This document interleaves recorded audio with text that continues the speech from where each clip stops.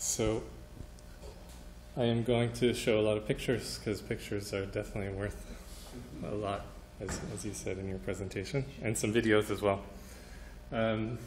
This is, so my background is as a filmmaker, anthropologist, ethnographer, artist, and I worked for a long time at a place called the Harvard Sensory Ethnography Lab, where we tried to bridge ideas between documentary cinema, contemporary art, and ethnography. And so it was an interdisciplinary program that I helped develop and that I taught at for 5 years. And I'm still involved in that over the years, but I'm also trying to initiate new areas of research here in Marseille. So that's something that I'll be happy to talk about. So some of the things when we talk about the work that gets produced at this laboratory, we talk about, well, what are our common concerns? And so immersion is a really important concern for us as filmmakers, as researchers. We spend a lot of time with our subjects. Oftentimes that could be in years. I made a project that took me 10 years to finish, following a couple. That's on the extreme side, but there are a lot of projects and researchers who come from this lab that really use immersion as an important part of their research. An empathic approach is another important element for us, is how can we engage with our subjects, the human subjects, in a way that's empathic, and how can we transmit that to, even when these subjects might be complicated and complex and controversial, how can we transmit that in a way to the spectator to have to reconcile with that? Clearly human relationships are important, and their relationships to space, also animals and human and animal relationships become very, very integral to my practice and the practice of people from this lab. The transmission of knowledge, documenting the quotidian, also trying to document the interiority. How do we document the ephemeral or the interiority of someone, their feelings, their emotions? And this is a real challenge, and something that I think photography and cinema is well equipped to do. And of course, this notion of temporality and transformation over time are really important.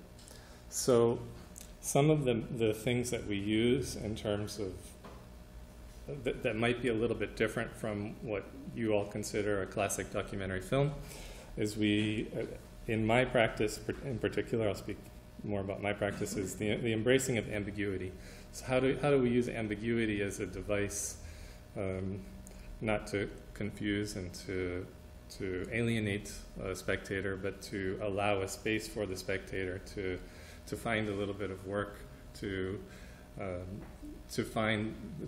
add in a space, as in poetry, a space for understanding and construction of meaning. An engagement with the senses, so a real phenomenological approach. How can we develop cinematic techniques that engage with the senses and the notion of embodiment, and how can this embodiment contribute to an intellectual experience of a film? Some of the films that I make use long takes. This could be anywhere from 2 to 10-minute long shots. Some other people who work in the lab have made films that are single-take films that are 90 minutes long. So you can really take this to an extreme. And why? I won't be able to unpack that today completely, but there is something about montage which has an artificial quality. It's a form of manipulation, whereas when you when you leave a shot on a plan fixe for a long time, you put the spectator in time, and you also stay true to the mise en scène that's within the space that you're filming. So there's more of an honesty in my point of view in that kind of filmmaking. The slow reveal. So this is an aspect to me that's quite important, that over a course of a film, rather than explaining what this film is about, what you are seeing, it's revealed to you little by little, and there are certain moments of revelation that the spectator engages in, which then, if this works, when it does work, it becomes a much more substantial experience for the spectator. It becomes a deeper form of, profounder form of memory and experience that stays with them. The use of sound is really important, and the use of off-screen space is also really important. How do we sort of articulate the space that's not in the image, and how do we do that with sound, but how do we do that also with things that enter the screen or pass through the screen, and how do we sort of open that up? So I've already touched on a lot of these things. I think I will just skip this, except for perhaps this idea of having a strong aesthetic approach and embracing the messiness of life. I think that's something that, as ethnographers, we're interested in the messiness of life and not avoiding it and not trying to step away from that, but to be in it. So these are two pictures from Marseille. Some of you might take this blue train at some point. Has anyone taken it yet? Of course, you want to take it. Yeah. I took it twice. You took it twice, okay. And this is a picture taken in Noailles of somebody just working in Noailles and going on a random path and finding a beautiful image and taking a photograph. So for me, traditional documentary, sort of expositional documentary, is more like a package tour. It's more about an organized voyage, guided, and your discovery is really guided by the person who has the microphone, who's telling you what you see and what the historical reference is and all these things. Whereas the liberated traveler walks down the street, chooses at random where they go, maybe informed in some sense, and makes discoveries. And those discoveries can sometimes be profound, sometimes they can be confusing, but if they are a real engaged traveler, they will dig deeper and they will learn more, and they will have a deeper experience of that place. So, and these are, I think, much more unforgettable voyages than perhaps the package tour. So I'm just going to highlight a couple of my projects very quickly. So I spent about 10 years working in former Yugoslavia, and and so this is an image from a film that I made in 2008 called Balkan Rhapsodies, 78 Measures of War. And then I made a follow-up film called Ivan and Ivana, which is a portrait of a couple who immigrated from Kosovo to California. Over the course of 10 years, I followed them and followed the trajectory of their life and all of the changes that happened in their life. So really long-term projects. Maybe I'll show you a clip of that, and then I'll advance a little bit, just so you can. I'd like to show a little bit of video.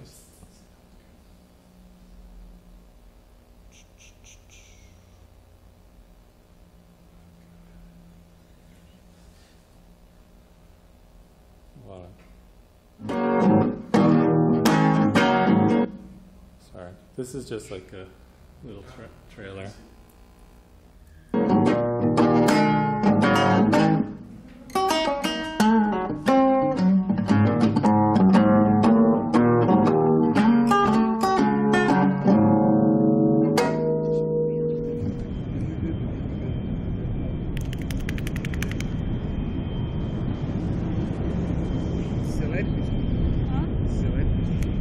Hi, my name is Ivana with Century 21 Award. This is my husband, Ivan. We provide you with red carpet service by providing you options and giving you information.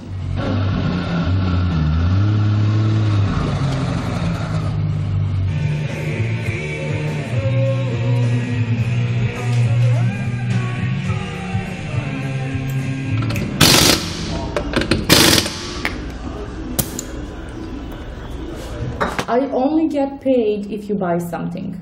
And if you change your mind, too bad, you know, you've changed your mind. Napravim komu 9 do 15 gdje treba, koji treba da se plati pre 15. Jer mislim da smo kasnili sa par kredit kartica. How much debt do you have? About 1.5 million. We have a lot. We're true Americans. We're in debt and we're eyeball. Oh, I'm planning to sell everything I have. Everything I have. It's gotta go. Yeah. For the price of freedom.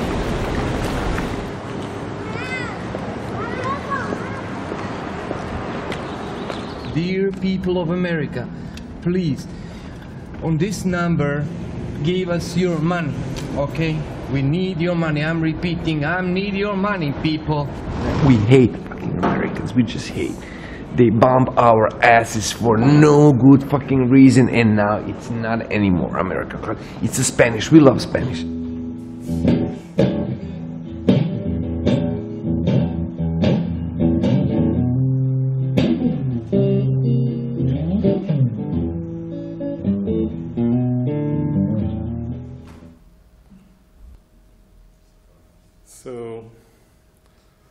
So as you can see, what I tend to do is I try to find compelling subjects or characters that embody certain social and political issues, and so that's the way that I make my work and do my research. And so they're quite an interesting couple who have traversed a lot of difficult situations, and there's also a humorous element, as you can see, to the film. So. And I think that that's important also in transmission of experience. So there's a couple more films that I've made more recently. I made a portrait of a banjo musician and his wife in Kentucky called Line Fork, which shares the same kind of process and dimensions of these other films, except what you saw in that film, there's a lot more intimacy into the way that they interact with me, because we were friends before the filming, and I became just a character in the film itself because they interact with me. Whereas with filming this musician here, he's someone I didn't know before, and so there's a different relationship in terms of the distance, but there's still an intimacy in any sense. And the thing that was important for me in this film, Line Fork, is the transmission of how the space influences the music. So what you hear in terms of the textures of sound in the holler, and the dogs and the chickens and they live in a very remote place down a holler at the end of a road called Dead End Road. It's like every cliche possible, and really far removed from everything. And so their lives try to, in their late 80s, it deals with the fragility of life, but also his insistence to want to continue to teach his banjo technique, which is quite unique to new young generations, to try to preserve that music. And then last year, I had the great fortune of actually coming to Marseille for a Aix-Marseille residency. And so this is my second time around. I'm really lucky to be here again. And I was able to do a project thanks to Aix-Marseille and the Centre Norbert Elias, and La Fabrique des Écritures there, to make a short film in the Quartier Nord. And I made a portrait of the urban transformation in the Quartier Nord that was pretty dramatic, actually, starting in the 60s. A place that had forests and farmlands, as who was speaking this morning. It was really, and a lot of water, has now become a concrete jungle, as you can see there. So I'll show you a couple more clip. How's my time? I'm actually a little off. 5 minutes. 5 minutes. Okay, so I'll show you just maybe a couple more clips of those, and then I'll talk about the project. Okay.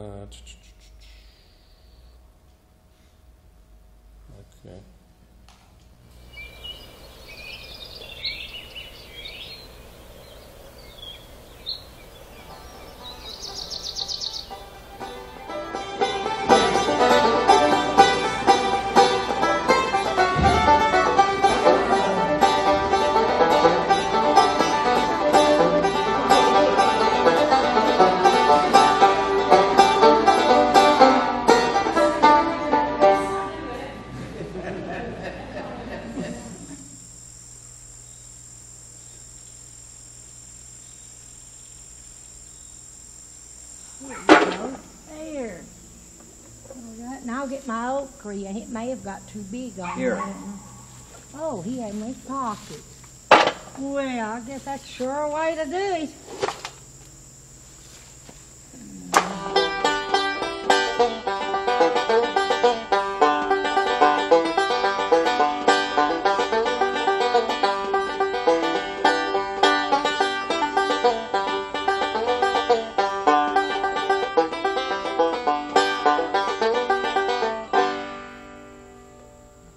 A man killed a woman when poor Ellen Smith, Lord, where was she?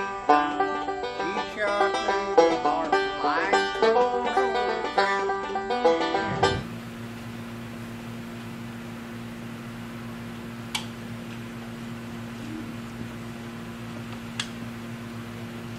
You just look there at something what time I do this. I'm gonna get that. Yeah, that's handy. Huh? Yeah, that's handy.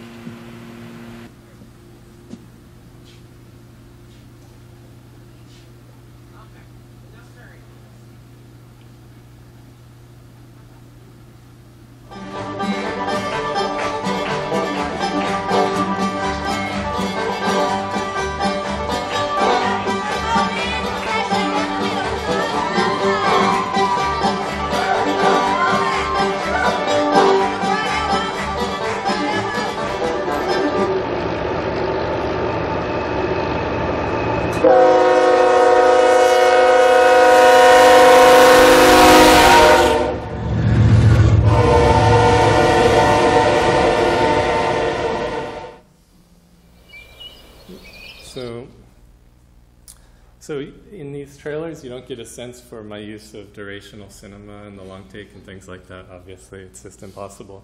But the film begins with that train shot, which lasts for about 3 minutes. So you just have the train passing for 3 minutes. And I think you don't have any voices that speak for the first 14 minutes of the film. It's just all about establishing a sense of place. And music comes then thereafter. So this idea of the slow reveal. His issues of poverty. It's a very poor region in eastern Kentucky, which is a classic mining region. It's big Trump country, and all of the water is completely polluted because of the mining and the gas drilling. Yeah, fracking, exactly. And so it's an ecological disaster there as well. And the film doesn't speak to that in a frontal way, but I think that it speaks to it in an implicit way, and that's a lot of my strategies in terms of my practice. So then this is just a brief clip from the most recent one in Marseille. For the Il y a de la végétation. Il y a de l'eau.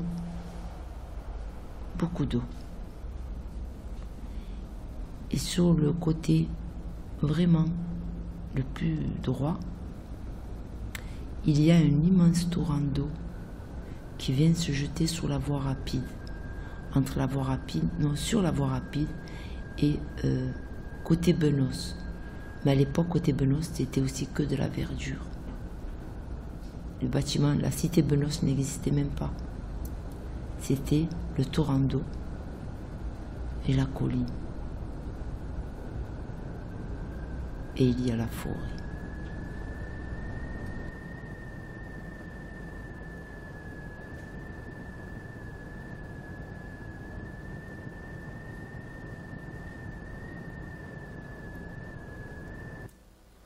So that this project works with testimonies of about 7 residents from this neighborhood who were children at that time in the 60s and 70s who still lived there.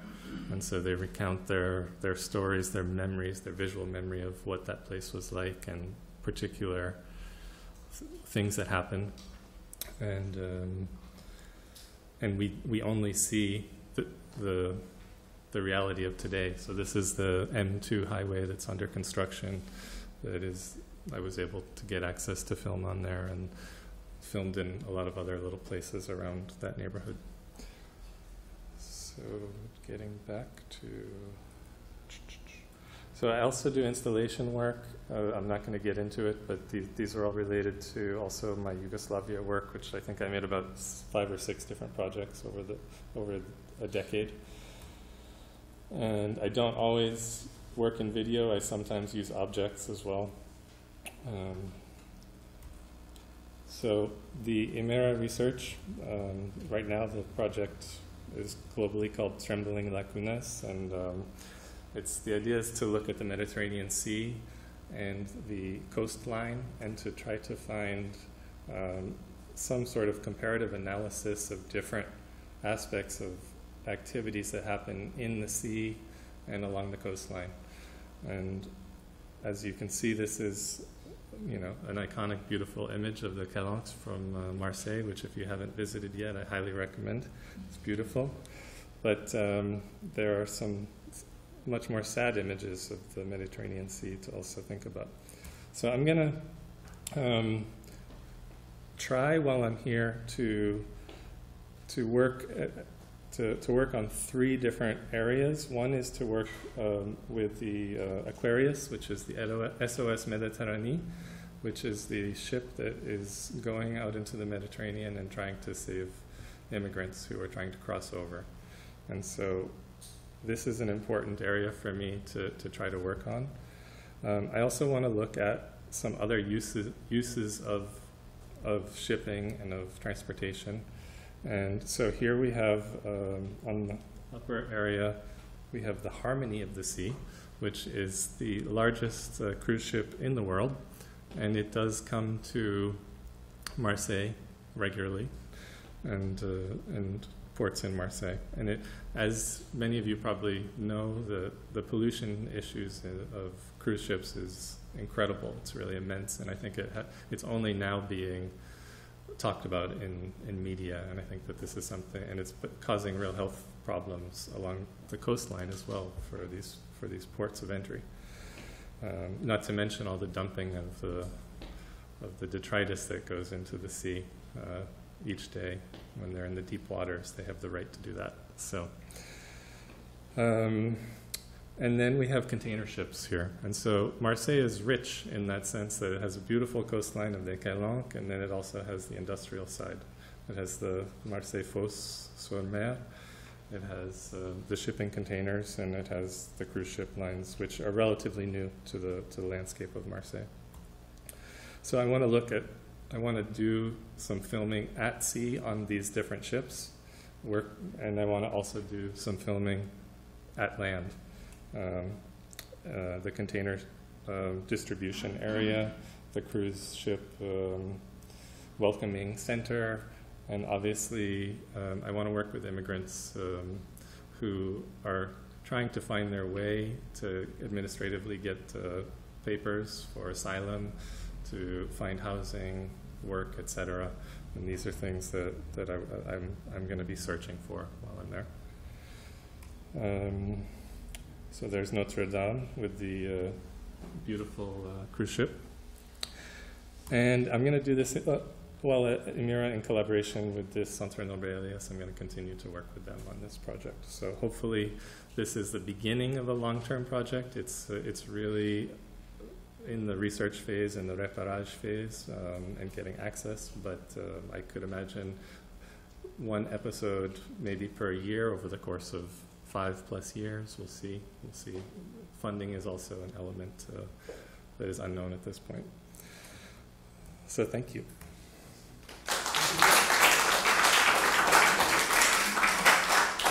Picture is complete.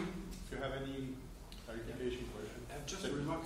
I think it will be very, very interesting if it's possible to have a projection of your film here, and we can plan and manage it to here in this room, because it's short. Yeah. And we want to see. But you have to pay, yeah? It's necessary. It's a way to share around together. Yeah. I think it's good. I'm sure I'm I not just alone to need be money, interested. so. Yeah. No, with pleasure. I would be happy to screen them. So we just, however we organize them, maybe We'll see with with Pascal, we just figure out the timing of everyone and everything. I'd be happy to do that. Just a very quick question. I found your videos very beautiful, and at times a lot of the slides look like paintings to me. So I wonder whether I see them in such a way, because I'm an art historian, or when you film something, whether you think of paintings, but concrete paintings that sort of bring to mind what you want to do. When I'm filming, I'm trying not to think. Actually, is one of the things I always tell my students is like, okay, get out of your head and get into your body and film.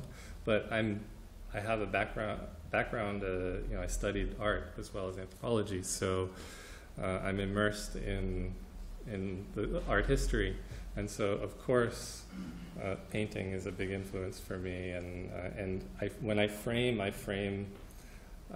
I'm always looking for a dispositif, even before I go out, that has a rigor to it, that has a certain aesthetic to it, and so it's very important to me.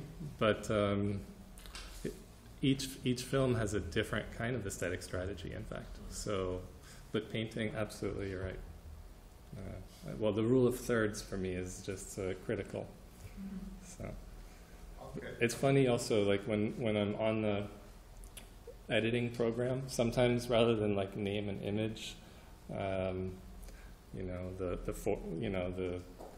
White Mountain or whatever it's called, I'll call it Rothko or something like that. So it is true that I do make reference to painting even while I'm filming.